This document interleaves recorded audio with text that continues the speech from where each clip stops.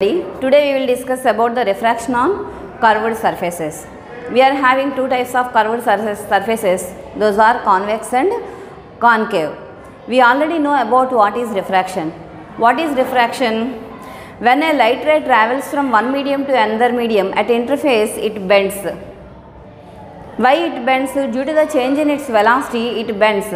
For suppose the light ray travels from rarer medium to denser medium, it bends towards the normal.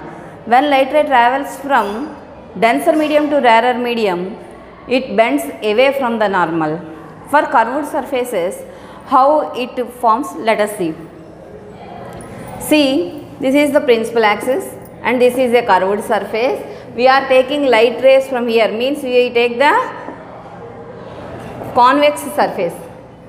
When light rays all parallel to enter into the convex surface, after refraction they all converge at a particular point, that is focus.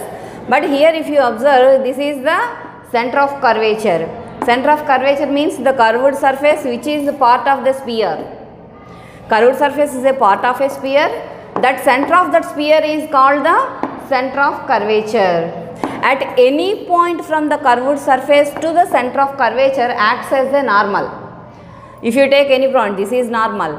If you take this point, this is also normal. What does it mean? From center of curvature to at any point on the curved surface, if you draw a line, that line shows normal to that particular surface. So here these all are the normals. Principal axis also acts like a normal. Why? Because this is also a point. The straight line formed due to the point on the curved surface and center of curvature. For suppose light ray passes through the center of curvature, what happens? There is no deviation. Why? Because the line which is passes through the center of curvature acts like a normal. When light ray passes through the normal, there is no deviation. So when light ray passes through the center of curvature, there is no deviation. As well as in the same way, when the light ray passes through the principal axis, when light ray passes through the principal axis, also there is no deviation. Why? Because this is also acts like a normal. So there is no deviation in the light ray. Diffraction cannot take place in these two situations. Let us see. Take a convex surface. Light ray travels from rarer medium to denser medium. When light ray travels rarer medium to denser medium, after refraction it bends towards the normal. Here normal is here. From the sea, light ray passes through a convex surface. After refraction it bends towards normal. Why? Because it is travelling from rarer medium to denser medium. Let us say, for suppose it is denser medium and it is rarer medium. A light ray passes through the denser medium to rarer medium through a convex surface. After refraction, it bends away from the normal. See, after refraction, this is the normal. It bends away from the normal. When light ray passes through the denser medium to rarer medium, after refraction, it passes through away from the normal. These are convex surfaces. Then what about concave surfaces? Let us see here. This is a concave surface. This is rarer medium and this is denser medium. When a light ray passes through from a concave surface, denser medium to rarer medium. We already know that when light ray passes through from denser medium to rarer medium, it passes away from the normal. This is the normal. So away from the normal, it touches the principal axis. After refraction, it touches the principal axis. In the same way, when a light ray passes through a concave surface from rarer medium to denser medium, from rarer medium to denser medium, it passes through the normal. See, it passes through the normal and incident ray and refracted ray lies either side of each other. They do not get at the same side. We cannot get them at same side. These are the light rays which passes through from curved surfaces from rarer medium to denser medium and denser medium to rarer medium. Here is a formula for the refraction formula for the curved surfaces. that is n2 by v minus n1 by u is equal to n2 minus n1 by r.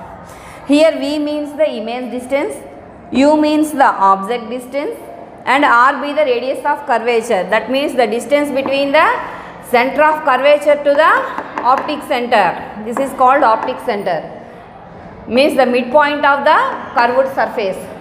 The midpoint of the curved surface is called optic center. The distance between the optic center and center of curvature gives you the radius of curvature, that is denoted by r. Here n2 means the refractive index of the second medium and n1 means the refractive index of the first medium. This is about the curved surfaces. Then how it changes the formula for a plane surfaces? We can get formula from curved surfaces to plane surfaces. For plane surfaces, the radius of curvature becomes infinity. That means n2 minus n1 by r becomes infinity. Therefore, n2 minus n1 by r becomes 0. n2 by v minus n1 by u is equal to 0. So, n2 by v is equal to n1 by u. So, for the plane surfaces, refraction formula for plane surfaces is n2 by v is equal to n1 by u. That means refractive index of the second medium by image distance is equal to refractive index of the first medium by object distance. When a light ray passes through from lens, whether it is either convex or concave, depending upon that, refraction takes place. When the light ray parallelly incident on a convex lens, after refraction, it passes through the focal point. The parallel beam of light which is incident on a lens, after refraction, they passes through the particular point all and converge at a particular point, that is called focus. Let us see about what is lens. We are having different types of lenses. Here if you observe, this is biconvex lens. That means it has two convex surfaces. It is biconcave lenses. It has two concave surfaces. And plano-convex lenses. See, if you observe, this is also one side plane surface and another side convex surface. One side plane surfaces and another side convex surfaces. So it is called plano-convex surfaces. In the same way, this is a plane surface and one side is concave surface.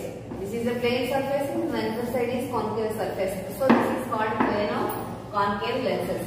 If you observe these two diagrams carefully, this is concave surface and this is convex surface. This is concave surface and this is convex surface. This type of lens are called concave or convex lens. Lens is made up of the intersection part of two spheres. When we combine two spheres, we will get this type of lenses. Let us see. See, this is one sphere, transparent sphere. This is one transparent sphere. The center of curvature of the sphere is here C1. Why? Because this is the first curved surface. The intersection part of two spheres, you will get a biconvex lens. Here, this is the first surface. So, the center of curvature of this first surface is called here C1, that is denoted by 2f1. Because the distance between the pole and the center of curvature gives you the radius of curvature. Okay, then focal length is half of the radius of curvature. Therefore, radius of curvature is equal to double of focal length. Here f1 be the distance. Here is also f1. f1 plus f1 2f1. So, center of curvature we will denote it with 2f1. For first curved surface, this is 2f1 and focal point f1. For the second curved surface, this is center of curvature of the second sphere, that is 2f2 or c2, and f2 be the focal point of that second curved surface. The intersection part of that sphere gives you the biconvex lens. It has two convex surfaces. It is also one convex surface and this is another convex surface. When a parallel beam of light incident on a biconvex surface, after refraction, all those light rays are converged at a particular point. That point is called focal point. Parallel beam of light, after refraction, incident on a particular point, coincide at a particular point. That point is called focal point. The distance between the pole and that focal point gives you the focal length. The distance between the pole and center of curvature, otherwise level of the focal point, gives you the radius of curvature. 2f1 is the center of curvature point and the distance between P and 2f1 gives you the radius of curvature. Parallel beam of light incident on a biconvex lens after refraction, they are converged at a particular point, that is called focal point.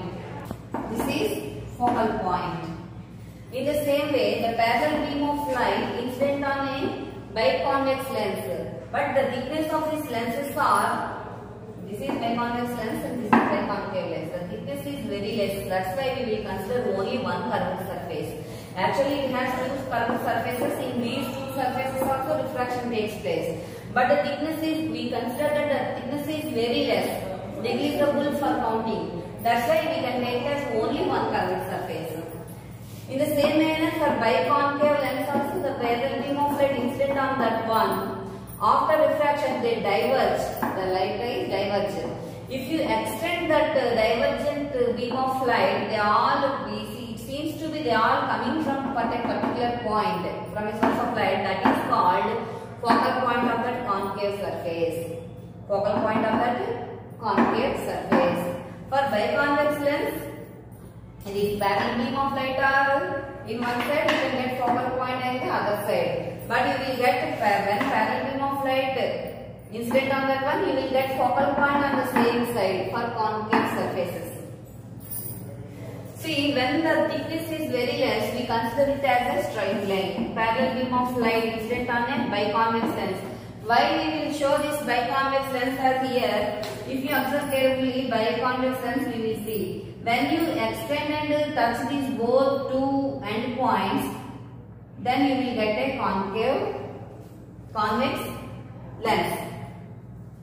This is a convex lens. This is one convex surface and this is another convex surface. This is a biconvex lens. That you will denote with like this. Why? Because if you extend and attach endpoints, you will get the convex lens. After refraction, when parallel beam of light incident on a biconvex lens, after refraction, they all converge at a particular point. That point is called focal point. The distance between pole and focal point gives you the focal length. The distance between pole and center of curvature, 2f1, gives you the radius of curvature. R is equal to 2f, or f is equal to r by 2. In the same way, biconcave lens, the parallel beam of light incident on biconcave lens, they all diverge in different directions. If you extend those, they all converge at seems to be coming from a point, that is called focal point of that concave lens. Okay. Now, in which condition the light ray will not refraction takes place? Let us see here. This is a biconvex lens. The light ray which is passing through the pole or optic center. The light ray which is passes through the optic center, there is no deviation. That means diffraction will not take place for either biconvex lens or biconcave lens. Diffraction will not take place when the light ray passes through the optic center. Sometimes we will call it as pole. Pole and optic center are equal. This is a biconcave lens. First, suppose if we keep a source of light at focal point in front of a biconvex lens, what happens? The source of light which is incident on biconvex lens, after refraction, these lights passes through parallel to the principal axis. When we keep a source of light at the focal point of biconvex lens, after refraction, the light rays incident on biconvex lens, and after refraction, these lights are passing through parallel to the principal axis. See, in the same manner in concave lens also, if you get the focal point after refraction, these passes through parallel to the principal axis. First, suppose the parallel beam of light which is not parallel to the principal axis incident on a biconvex lens. After refraction, they all converge at a particular point, but that point does not lie on the principal axis, that lie on the focal plane. This is called focal plane. The normal draw from the focal point is called focal plane. The normal, here this means that perpendicular. The normal which is drawn from the focal point is called focal plane. The parallel beam of light which is not parallel to the principal axis incident on a biconvex lens, after refraction they all converge at a particular point that lies on the focal plane. In the same way, in concave also, if you kept the parallel lights are which is not parallel to the principal axis diverge after refraction, they all diverge. If you extend all those, they all seems to be coming from a particular point. That point lies on the focal plane. That point lies on the focal plane. Let us see about the image characteristics formed by a biconvex lens. We know that when parallel beam of light incident on a biconvex lens, after refraction all converge at a particular point, that is called focus. When there is an object in a long distance, we can consider the light rays which are coming from that object are parallel to the principal axis. The object which is kept at infinite distance means in a long distance, the parallel beam of light means the light rays which are coming from the object after refraction coincide at a particular point, that is called focal point. There we will get the point object. That is also inverted, real, we can get on screen, but point object means very small image we will get at the focal point. When you kept an object beyond 2f2, beyond 2f2 means the center of curvature of the second curved surface. When you kept object beyond 2f2, you will get image in between f1 and 2f1. Object beyond 2f2, then image you will get at f1 and 2f1. What are the characteristics of that image? Let us see. The image will be formed in between f1 and 2f1. This is inverted real image, we can get on screen. Diminished image, the object size is more than the image size, so we will get the diminished image. When we kept object on 2f1, when you kept object on 2f1, you will get image also at 2f1. Object at 2f2, image you will get at 2f1. What does it mean? You will get the same size of the image, inverted image, real image on 2f1. Real, inverted on 2f1. Size is equal in size. How much object size it has, you will get the same size of the image on 2f1.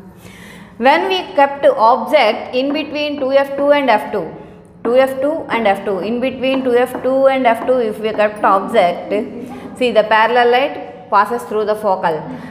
From the optic center there is no deviation, they both converge at a particular point, there you will get the image, that image is beyond 2f1. If you observe carefully, the object size is less and image size is more, so enlarged image. The image characteristics are enlarged image, inverted image, real image, beyond 2f1. The position of the image is 2f1. When we kept object in between 2f2 and f2, you will get image beyond 2f1, inverted, enlarged and real image. When we kept object on f2, that is the focal point of one surface, one curved surface, after refraction you will get a parallel beam of light. They will not coincide at any place. So, we can consider that the image will be formed at infinite distance. When the refracted rays are parallel, you will get the image at infinite distance. We cannot distinguish the characteristics of that particular image. Next one, object kept in between f2 and p means optic center. In between F2 and optic center, you will get the image at the same side of the object. Where you kept object, in the same side you will get the image, that is diminished, erect and virtual image. So convex lens gives you both virtual and real images also. In one position only we will get the virtual image, that is when we kept object in between F2 and optic center, you will get a diminished image, erect, diminished,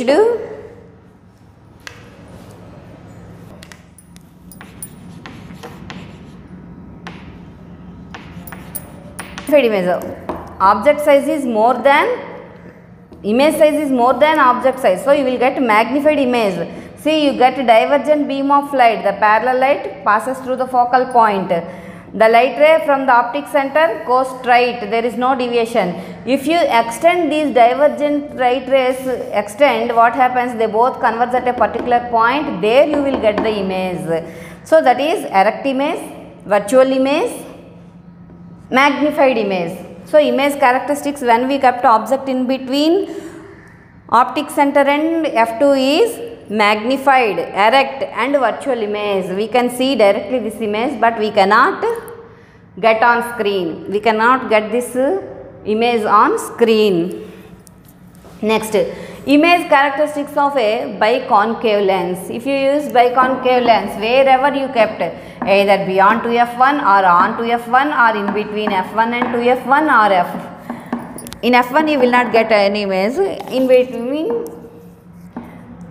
wherever the position you take, you can get image only at one position, that is in between P and F1, means from the optic center and focal point. You can get image in these points, in between these points only. See, this is the object, this is the image. What are the image characteristics? Diminished, erect, virtual. That means always biconcave lens gives you virtual image only. We can get only virtual image by diminished virtual image by biconcave lens. In convex lens you will get virtual image, but it is enlarged, means magnified image. See, lens formula, 1 by f is equal to 1 by v minus 1 by u. F is the focal length, v be the image distance and u be the object distance. Lens maker's formula, 1 by f is equal to n minus 1 into 1 by r1 minus 1 by r2. F means focal length, n means the refractive index of the substance with which substance you are making the lens. R1 be the radius of curvature of the first curved surface, and R2 be the radius of curvature of the second curved surface. Thank you.